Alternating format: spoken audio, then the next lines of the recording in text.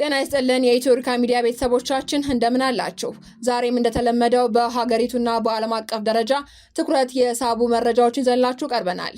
በዛሬ ዝግጅታችን ከፍተኛ የመንግስት ባለስልጣናትና በማህበራዊ ሚዲያ በረከት ገበሬዋ በመባል የምትታወቀው ግለሰብን ጨምሮ በነዳጅ የማጭበርበር ወንጀል የተመሰረተውን ክስ ዝርዝር እንመለከታለን። በተጨማሪም ገዢው ብልጽግና ፓርቲ በ64 የምርጫ ክልሎች ያለ ተፎካካሪ ብቻውን እንደሚወዳደር ምርጫ ቦርድ ይፋ ያደረገውን መረጃና በትግራይ ክልል ከ6000 በላይ የንግድ ተቋማት መዘጋት ያስከተለውን ቀውስ ዳሰናል። በመጨረሻም በአሜሪካና በኢራን መካከል የተጀመረውን የተኩስ ልውውጥ ተከትሎ የመጣውን የዓለም የነዳጅ ዋጋ ንረት ይዘንላችሁ ቀርበናል። ተመልካቾቻችን ዝርዝር መረጃዎችን ከመመልከታችሁ በፊት ቪዲዮን ላይክ በማድረግ ማድመጥ እንድትጀምሩ በአክብሮት እንጠይቃለን። አሁን ወደ አርዕስተ ዜናዎቹ። አርዕስተ ዜና። የነዳጅ ዘረፋና ክስ። የበረከት ገበሬዋና ከፍተኛ የመንግስት ባለስልጣናት የነዳጅ እጥረት እንዲከሰት አድርገዋል በሚል በከባድ ሙስና ተከሰሱ። የውጭ ምንዛሬ በቤት ውስጥ በቁጥጥር ስር በዋሉት ባለስልጣናት መኖሪያ ቤት በ10 ሺዎች የሚቆጠር የአሜሪካ ዶላርና ዩሮ በድብቅ ተገኝቶ መያዙ ተገለጸ። ተጨማሪ አለን። ብቸኛው የምርጫ ተወዳዳሪ ገዢው ብልጽግና ፓርቲ በ64 የምርጫ ክልሎች ያለምንም ተፎካካሪ ብቻውን ለፓርላማ እንደሚወዳደር ምርጫ ቦርድ አስታወቀ። የኦሮሚያ ምርጫ ፉክክር። በኦሮሚያ ክልል ካሉ 49 የምርጫ ክልሎች መካከል በ46ቱ ብልጽግና ፓርቲ ብቻውን ተወዳዳሪ ሆኖ መቅረቡ ተሰማ። መረጃውን ይዘናል። የትግራይ ኢንዱስትሪዎች ሰቆቃ። የፕሪቶሪያው ስምምነት በተሟላ ሁኔታ ተግባራዊ ባለመሆኑ ከ6000 በላይ የንግድ ተቋማት መዘጋታቸውን 100,000 ሰራተኞች ከስራ መፈናቀላቸው ተገለጸ። ተጨማሪውን ይዘናል። ሰበር ከሆርሙዝ ወሽመጥ። አሜሪካና ኢራን በወሳኙ የባህር መተላለፊያ ላይ ተኩስ ተለዋወጡ። የነዳጅ ዋጋን በከፍተኛ ሁኔታ ጨመረ። የነዳጅ ዋጋ ንረት።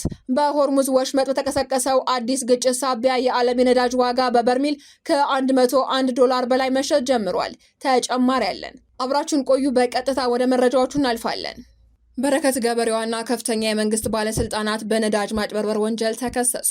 የኢትዮጵያ ነዳጅ ኢነርጂ ባለስልጣን ምክትል ዋና ዳይሬክተር፣ የኢትዮጵያ ነዳጅ አቅራቢ ድርጅት ዋና ዳይሬክተር እንዲሁም በማህበራዊ ሚዲያ በረከት ገበሬዋ በመባል የምትታወቀው ወይዘሮ በረከት ወርቁን ጨምሮ ሌሎች ግለሰቦች በሀገር አቀፍ ደረጃ ለተፈጠረው የነዳጅ እጥረት ምክንያት በሆነው ከባድ የሙስናና የኮንትሮባንድ ወንጀል ተጠርጥረው ክስ ተመስርቶባቸዋል።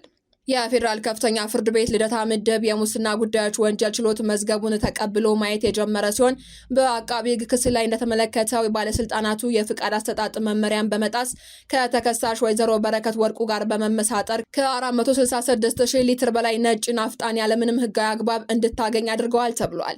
ተከሳሿ ወይዘሮ በረከት ከዚህ ቀደምም ለኢንቨስትመንት በሚል ሽፋን በጋምቤላ ክልል ዲማ ከተማ በወጣ የንግድ ፍቃድ ከ100,000 ሊትር በላይ ነዳጅ በቀጥታ ከጅቡቲ በመውሰድ ምንም አይነት የነዳጅ ማከማቻ ወይም ዲፖ ሳይኖራት ከ100 ብር በሚበልጥ ዋጋ የተገዛው ነዳጅ 1200 ብር አካባቢ ለወርቅ አምራቾች በህገወጥ መሸጧን በክሱ ላይ በዝርዝር ቀርቧል። የእነዚህ ባለስልጣናትና የግለሰቧን ህገወጥ ድርጊት በመንግስት ሀብት ላይ ከፍተኛ ጉዳት ከማድረሱም በላይ በገበያው ላይ ለታየ ነዳጅ እጥረት ዋነኛ ምክንያት መሆኑንም ክሱ ያስረዳል።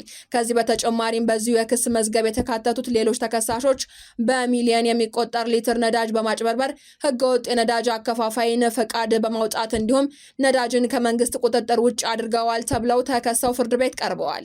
እንዲሁም ክሱ በተመሰረተባቸው አንዳንድ ተከሳሾች መኖሪያ ቤትና ቢሮ ላይ በተደረገ ድንገተኛ የፍተሻ ብርበራ በ10 ሺዎች የሚቆጠር የአሜሪካ ዶላር፣ ዩሮና የእንግሊዝ ፓውንድ በህገወጥ መንገድ ተደብቆ መገኘቱንም ክሱ አመላክቷል። ጉዳዩን የያዘው የፌዴራል ከፍተኛ ፍርድ ቤት 3ኛ የሙስና ጉዳዮች ወንጀል ችሎት መዝገቡን ከፍቶ የተከሳሾችን ጉዳይ ማየት ጀምሯል ተብሏል።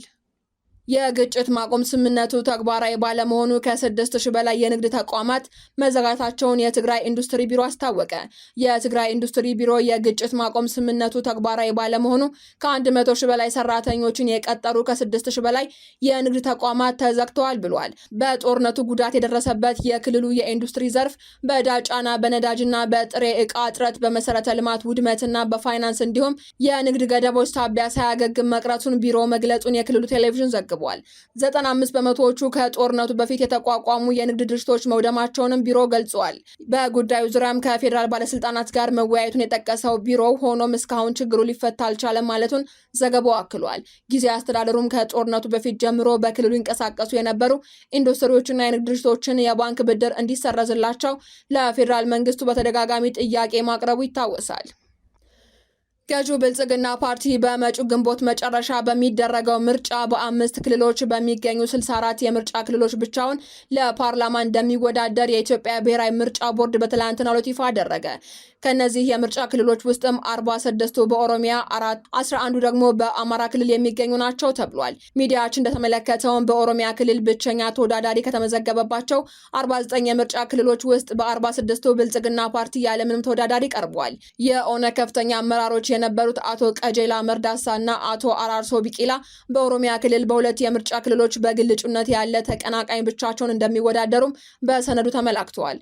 በአዲሱ ትውልድ ፓርቲ ፕሬዝዳንት የሆኑት አቶ ሰለሞን ታፈሰ በአንድ የምርጫ ክልል በብቸኝነት ለምርጫ ቀርበዋል ተብሏል። በአማራ፣ በቤኒሻንጉል ጉሙዝና በደቡብ ኢትዮጵያ ክልሎችም እንደ ትብብር፣ ኢዜማ፣ አብንና ነአፓ ያሉ ፓርቲዎች የወከሉ ጥቂት እጩዎች ያለ ተፎካካሪ የቀረቡባቸው የምርጫ ክልሎች መኖራቸውም ተሰምተዋል። ከውጭ በተሰማ ሰበር መረጃ አሜሪካ በኢራን ከተሞች ላይ ጥቃት መፈጸሟን ተከትሎ በእስያ ገበያ ነዳጅ ዋጋ በከፍተኛ ሁኔታ መጨመሩ ተገለጸ። አሜሪካ በኢራን ከተሞች ላይ ጥቃት ስትፈጽም ቴሄራን በበኩሏ የዋሽንግተንን የጦር መርከብ ኢላማ ማድረጓ ተዘግቧል።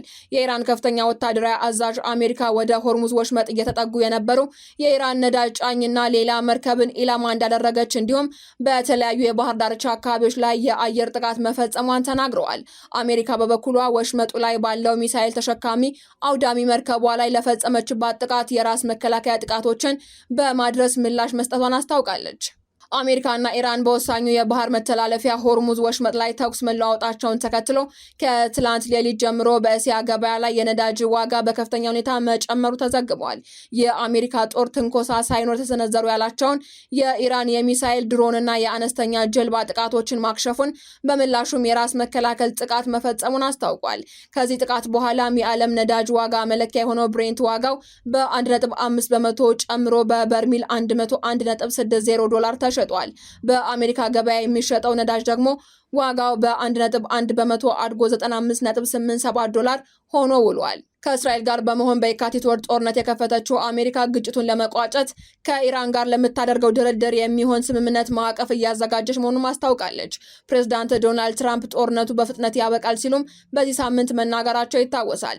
ጥቃት የተከፈተባት ኢራን በአጸፋውም ቁልፍ የነዳጅና ጋዝ መተላለፊያ የሆነውን ሆርሙዝ ወሽመጥን እንደምትዘጋ ከዛተችበት ከጦርነቱ ጅማሬ አንስቶ የነዳጅ ዋጋ በከፍተኛ መጠን ጨምሯል።